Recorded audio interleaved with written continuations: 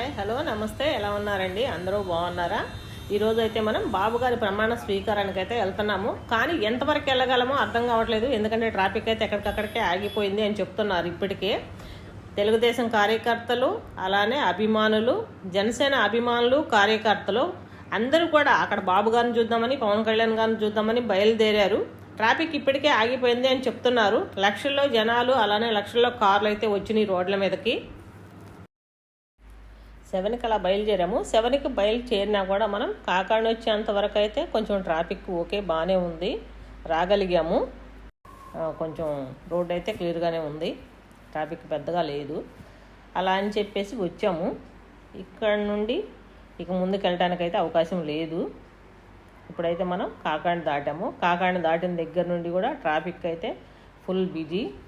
వాళ్ళు ఏంటంటే కాసేపు హైవే ఎక్కిస్తున్నారు, కాసేపు మళ్ళీ ఏమంటారు దాన్ని, ఏ రోడ్డు, సర్వీస్ రోడ్డుకి పంపిస్తున్నారు. సర్వీస్ రోడ్డుకు పంపించినా వెళ్ళటానికి అయితే అవకాశం లేదు, అక్కడ కూడా ఆపేస్తున్నారు. కొంచెం దూరం బానిస్తున్నారు, మళ్ళీ ఆపేస్తున్నారు. అదేమంటే వెనక్కి వెళ్ళండి అంటున్నారు. ట్రాఫిక్ మాల్కు పోలీసు వాళ్ళు ఎప్పుడు మాట ఏంటంటే ముందుకు వెళ్ళాలి అంటే ముందుకు కాదు, మీరు వెనక్కి వెళ్ళండి అంటున్నారు. రీజన్ ఏంటి అంటే ట్రాఫిక్ ఆగిపోయింది, కిలోమీటర్ల మేర ట్రాఫిక్ ఆగిపోయింది, వెళ్ళటానికి అయితే లేదు అని చెప్తున్నారు.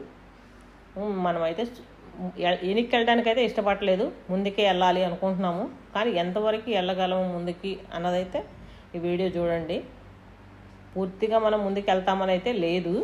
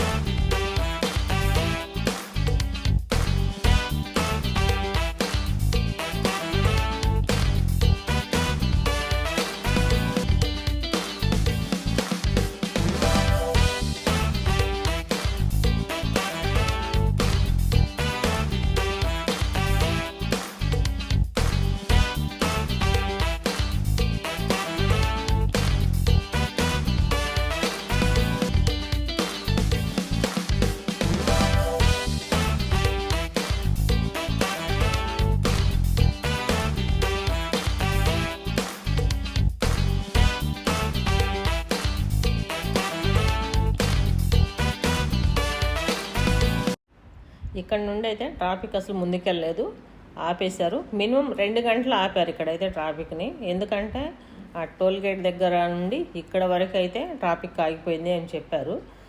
ఇంకొక మాట ఏంటంటే ఏరే వాళ్ళ కూడా ముందెళ్ళిన వాళ్ళు కావచ్చు, చుట్టుపక్కల వాళ్ళు కూడా ఏంటంటే అసలు రావడానికి అవకాశం ఎక్కడా లేదు.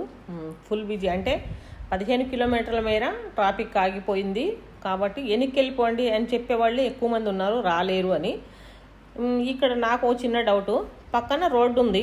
రోడ్డు ఏంటంటే ఇది వెళ్ళటానికి అది రావటానికి మామూలుగా ఇడి రోజుల్లో అయితే అలానే ఉంటుంది.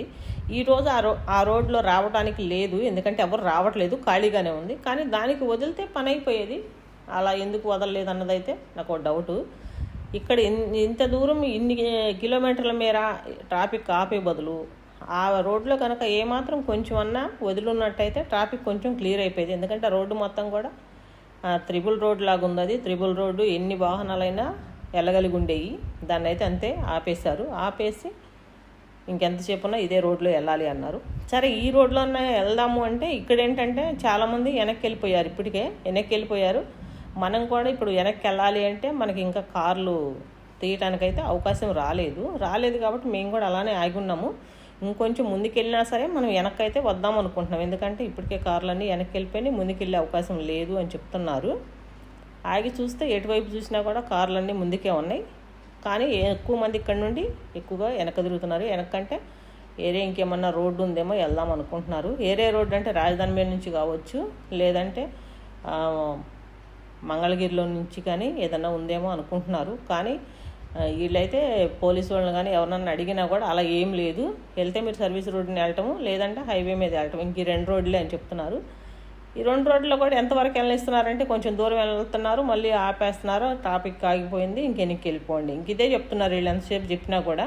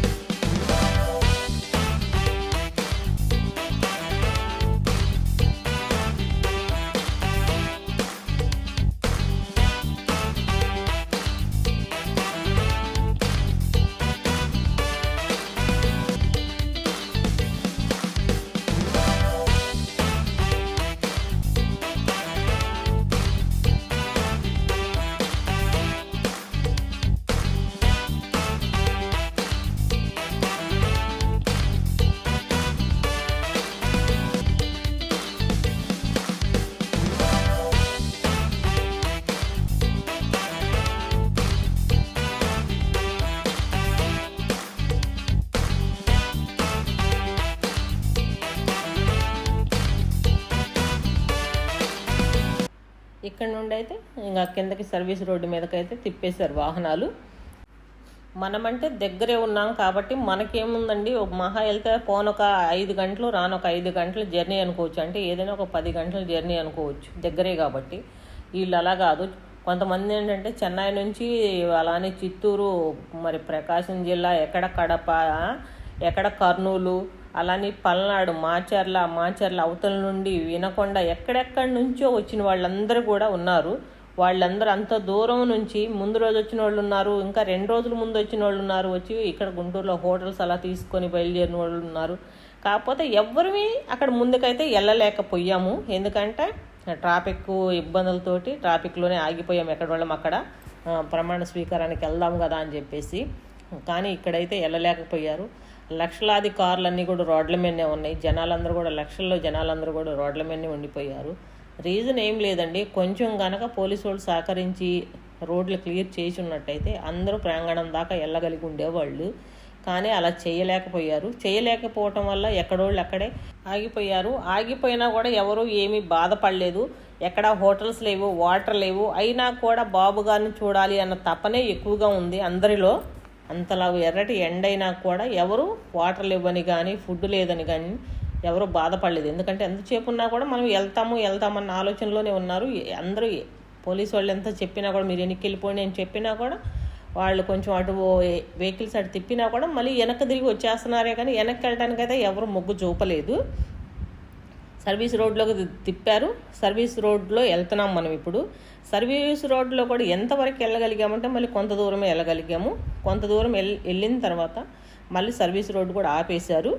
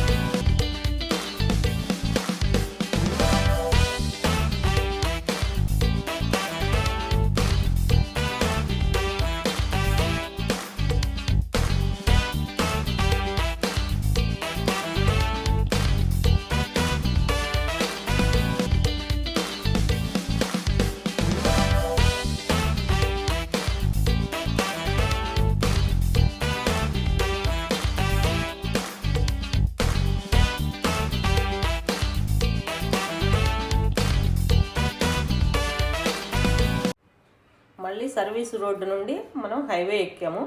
హైవే ఎక్కిన తర్వాత మళ్ళీ హైవే కూడా ఎంత దూరం పోనిస్తారు అన్నదైతే చూడాలి. ఎందుకంటే ఇక్కడ కూడా మళ్ళీ వెళ్ళటానికి అవకాశం లేదు అని చెప్తున్నారు.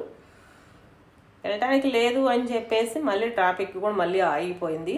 ఏదేమైనా ఇప్పుడు ఇక్కడ ఎంత దూరం నుంచి, ఇప్పుడు మనమేమి అబద్ధం చెప్తున్నామని కాదు, తెలుగుదేశం అభిమానులు అంత భారీ ఎత్తున అయితే వచ్చారు ఎంతో అభిమానంతో. ఎక్కడో చెన్నై నుంచి వచ్చిన వెహికల్స్ కూడా మీకు కనిపిస్తూనే ఉంటాయి. చెన్నై నుంచి వచ్చినవి కావచ్చు, మాచర్ల, అలానే పల్నాడు, ఇంకా తెలంగాణ నుంచి వచ్చిన వాహనాలు కూడా చాలానే ఉన్నాయి. ఇవన్నీ కూడా ఎక్కడ ఆగిపోయినాయి. ఆగిపోవటం వల్ల ప్రమాణ స్వీకారానికి అందుకోలేకపోయారు అందరు కూడా. ఇప్పుడు మనం ఇంకా ఇక్కడే ఉన్నాం, టోల్గేట్ దగ్గరే ఉన్నాం. అంటే గుంటూరు విజయవాడ మధ్యలోనే ఉన్నాము. టోల్గేట్ దాటుతున్నాము ఇప్పుడే. టోల్గేట్ దాటిన తర్వాత కూడా మనం ఎంత దూరం వెళ్తాము అన్నది మాత్రం కష్టమే. ఎందుకంటే కొంచెం దూరం మనకి ఇలా ట్రాఫిక్ క్లియర్ అవుతుంది, వెళ్ళిపోతాం అనుకునే లోపు ట్రాఫిక్ అయితే మళ్ళీ బిజీ అయిపోయింది, వెళ్ళటానికి అయితే అవకాశం లేదని మళ్ళీ ఆపేస్తున్నారు. ఇక్కడికి వచ్చిన తర్వాత ఏంటంటే మళ్ళీ ఇక్కడ నుండి కూడా టోల్గేట్ దగ్గర అంటే మనకి సర్వీస్ రోడ్ లేదు కాబట్టి మనకి హైవే ఎక్కిచ్చారు. కానీ మళ్ళీ ఇక్కడ సర్వీస్ రోడ్డు వస్తుంది. సర్వీస్ రోడ్డు వచ్చిన తర్వాత మళ్ళీ సర్వీస్ రోడ్డుకి దించారు. దించిన తర్వాత ఏం చేశారంటే పూర్తిగా వెళ్ళిపోండి అని చెప్పేస్తారు. పూర్తిగా వెళ్ళిపోండి అంటే ఎక్కడికో తెలుసా అండి, వెనక్కి వెళ్ళిపోమనమన్నారు. వెనక్కి వెళ్ళిపోమంటే అక్కడ జనాలు వచ్చిన వాళ్ళు ఏం చెప్తున్నారో తెలుసా, తెలుగుదేశం కార్యకర్తలంతా కూడా మేము వెనక్కి వెళ్ళటానికి రాలేదు, ముందుకు వెళ్ళటానికి వచ్చాము. ఎందుకంటే మేము చాలా దూరం నుండి వచ్చాము. దూరం నుండి వచ్చిన వాళ్ళని మీరు ఇలా వెనక్కి వెళ్ళిపోమనమంటాం కరెక్ట్ కాదు. అంటే ఇప్పుడు వచ్చేసి టైం కూడా 12 అవుతుంది. ఇక్కడే 7కి బయలుదేరిన వాళ్ళు ఉన్నారు, 6కి బయలుదేరిన వాళ్ళు ఉన్నారు, 5కి బయలుదేరిన వాళ్ళు కూడా ఉన్నారు. అందరూ కూడా ఇక్కడే ఆగిపోయారు. ఎవరైనా ప్రమాణ స్వీకార ప్రాంగణం దాకా వెళ్ళగలిగారు అంటే వాళ్ళంతా కూడా నైట్ టైం వెళ్ళిన వాళ్ళే అక్కడికి వెళ్ళగలిగారంట. ఏమాత్రం 5 తర్వాత వెళ్ళిన వాళ్ళు ఎవరైనా సరే ఆగిపోయారంట. మనం హైవే మీద నుంచి మళ్ళీ సర్వీస్ రోడ్డుకు దించారు. సర్వీస్ రోడ్డుకు దించిన తర్వాత ఇక్కడైతే మళ్ళీ ట్రాఫిక్ ఆగిపోయింది. ట్రాఫిక్ ఆగిపోయిన తర్వాత ఇక్కడైతే అసలు పూర్తిగా ఇక పోలీసు వాళ్ళు మీరు అసలు ముందుకు వెళ్ళటానికి వీల్లేదు అని చెప్పేసి మీరే చూడండి, ఇక్కడ బ్రిడ్జి కింద నుండి ఆ దరికి పంపించేశారు. ఆ దరికి పంపించిన తర్వాత లేదు మేము అసలు వెళ్ళము అని చెప్పేసి మళ్ళీ కార్లు వెనక్కి తిప్పుకొని వచ్చేసాము. వాళ్ళు వెనక్కి తిప్పుకొని అంటే ఏంటంటే మళ్ళీ వాళ్ళు గుంటూరుకు మలిపారు. ఆ ట్రాఫిక్ని తీసుకెళ్ళి మళ్ళీ గుంటూరుకు మలిపారు. గుంటూరుకు మలిపి మీరు ఇంక నుంచి ఇటు గుంటూరు వెళ్ళిపోవటమే, మళ్ళీ వెనక్కి వెళ్ళిపోవటమే అని చెప్తున్నారు అక్కడ. అంటే ఇంకా అప్పుడు అందరూ అన్నది ఏంటంటే మేము ఇంత దూరం వచ్చి మళ్ళీ మేము వెనక్కి వెళ్ళటానికి రాలేదు, మేము ముందుకే వెళ్ళాలి, ఎంత దూరం వెళ్ళగలిగితే అంత దూరం వెళ్తాము మేము అని చెప్పిన వాళ్ళే ఉన్నారు. అందరి నోటి నుంచి వచ్చేది ఒకటే మాట, వెళ్ళలేకపోతే అప్పుడు మేము వెనక్కి వస్తాము, అంతేగాని ఇప్పుడు మేమైతే వెనక్కి తిరిగి వెళ్ళగలిగితే ముందుకెళ్ళి బాబు గారి ప్రసంగం వింటాము, లేదు అంటే కనీసం అక్కడున్న ప్రాంగణం చూస్తాము, బాబు గారినన్నా చూస్తాము అని తెలుగుదేశం అభిమానులు, కార్యకర్తలు, అలానే పవన్ కళ్యాణ్ గారి అభిమానులు, కార్యకర్తలు ఎవరైనా సరే ముందుకే వెళ్తాం, మేము వెనక్కి రాము అని చెప్పేసి ముందుకెళ్ళడానికే రెడీ అయిపోయారు అందరూ. ఇక్కడ వచ్చేసి వీళ్ళైతే ఇక అసలు పూర్తిగా ఇంకా మీరు అసలు ముందుకు వెళ్ళటానికి లేదు అని చెప్పేసి పూర్తిగా ఇక్కడ ఆపేశారు. పూర్తిగా అంటే పైన చూడండి హైవే కనిపిస్తుంది, హైవే మీద కూడా ట్రాఫిక్ ఆగిపోయిందంట, విజయవాడ దాకా ఆగిపోయిందంట. అలానే కింద సర్వీస్ రోడ్లో కూడా అలానే ఆగిపోయింది. వీళ్ళు ఏం చేశారంటే మమ్మల్ని మళ్ళీ ఇక్కడ వెనక్కి తిప్పేశారు. అసలు పూర్తిగా ఎంత కూడా చెప్పాను కదా, పూర్తిగా వెనక్కి తిప్పారు. పూర్తిగా వెనక్కంటే ఎక్కడికంటే గుంటూరు తిప్పేశారు ట్రాఫిక్ని. గుంటూరు తిప్పిన తర్వాత ఇటు వెళ్ళండి అంటే ముందు ఎందుకు వెళ్ళమంటున్నారా అని చెప్పేసి బ్రిడ్జి కింద నుండి వెళ్ళిన తర్వాత అడిగితే ఇటు ఎందుకు తిప్పారు అని అడిగితే లేదండి ఇంక మీరు ఇంటికి వెళ్ళిపోవటమే, ఇంకా ముందుకు వెళ్ళడానికి లేదు అని చెప్పారు. ఇదేంటండి ఇక్కడ దాకా వచ్చిన తర్వాత ఇలా వెళ్ళమంటారు అని చెప్పని అడిగితే అవకాశమే లేదు, 1% కూడా అవకాశం లేదు, అవకాశం ఏమాత్రం ఉన్నా కూడా మేము పంపించేవాళ్ళం కదా అన్నారు. అలా కారు వెనక్కి తిప్పారు గుంటూరుకు. గుంటూరు తిప్పిన తర్వాత మళ్ళీ ఎవరికి వాళ్ళు ఆలోచించుకొని ఇంత దూరం వచ్చి మళ్ళీ వెనక్కి వెళ్ళటం ఏంటి అని చెప్పేసి అలా కాకుండా ఆ రోడ్లకు తిప్పినట్టు తిప్పారు. మళ్ళీ వెనక్కి అంటే విజయవాడ తిప్పుకున్నారు. ఎవరి కారు వాళ్ళు మళ్ళీ విజయవాడ రోడ్డుకు తిప్పారు. మేము కూడా అలానే వచ్చేసాము. ఇక వచ్చి మళ్ళీ ఇప్పుడు మనం విజయవాడ రోడ్లోనే వెళ్తున్నాము. కానీ ఇది సర్వీస్ రోడ్డు, ఇంకా మనం హైవే ఎక్కలేదు. హైవే ఎక్కే అవకాశం కూడా ఇప్పుడు వస్తో రాదో కూడా తెలియదు.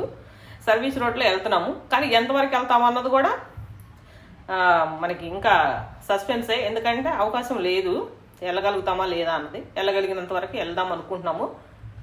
ఇదండి, ఇలా ఉంది బాబు గారి ప్రమాణ స్వీకారానికి వెళ్ళటానికి ఆ రోజు మేము పడ్డ తిప్పలు ఇవన్నీ కూడా. మేమంటే మేమే కాదు, ఎక్కడెక్కడో పల్నాడు నుంచి వచ్చిన వాళ్ళు ఉన్నారు.